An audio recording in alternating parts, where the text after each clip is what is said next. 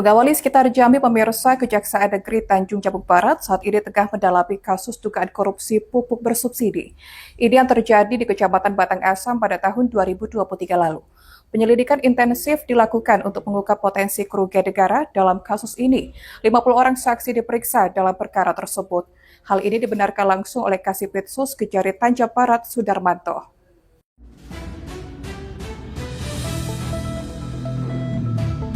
Hingga saat ini, Kejari Tanjung Barat terus gencar memberantas kasus korupsi.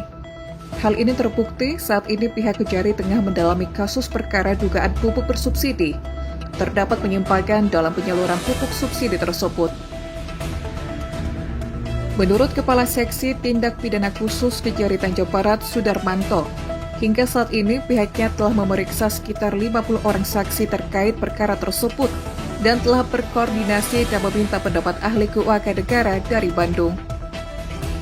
Selain itu, telah bekerja sama dengan tim auditor untuk melakukan perhitungan kerugian negara. Bahkan tim auditor meminta penyidik untuk memeriksa seluruh petani penerima pupuk bersubsidi di Kecamatan Batang Asam guna memperjelas nilai kerugian negara. Ada sekitar 200 petani lagi yang akan rencana diperiksa, guna mengetahui secara rinci berapa pupuk yang mereka terima dan berapa harganya.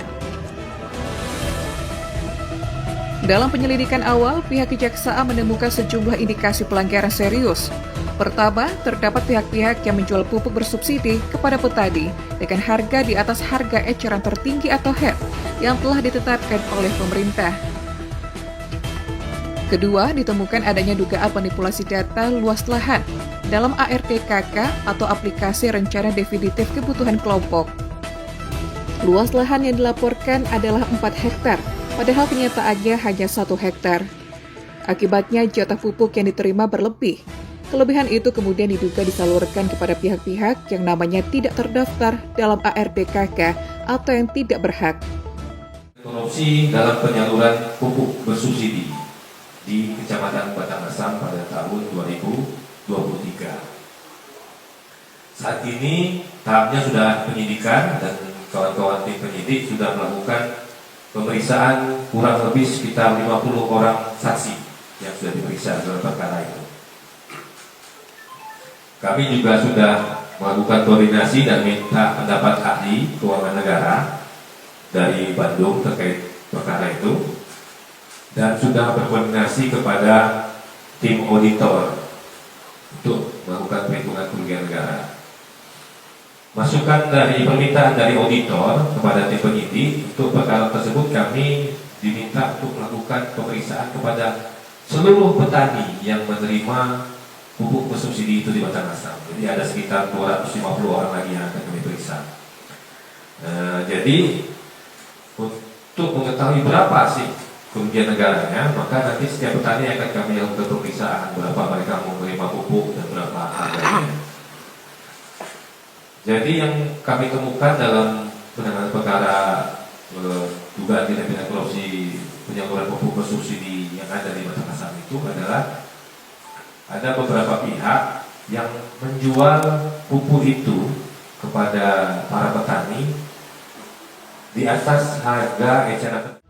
Meski demikian, Sudarmanto menambahkan, yang mana nantinya penyidik memastikan akan terus menggali informasi, serta melakukan pemeriksaan menyeluruh untuk memastikan semua fakta terungkap. Penegakan hukum terhadap kasus ini diharapkan dapat memberikan efek jera dan memastikan subsidi pupuk tepat sasaran. Penyelidikan ini menjadi bukti komitmen Kejari dalam menindak tegas segala bentuk penyimpangan, khususnya yang merugikan petani dan negara.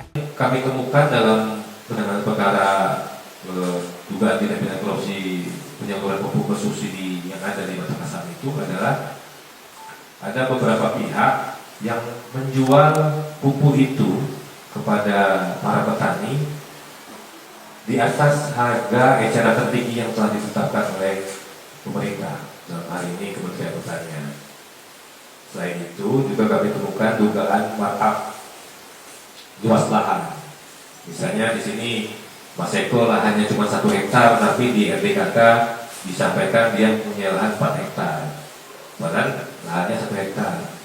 Jadi jatahnya berlebih, dan itu lebihnya itu diduga disalurkan kepada orang-orang yang namanya tidak terdaftar dalam RPKK, tidak berhak. Surya Kurniawan, JEK TV, melaporkan.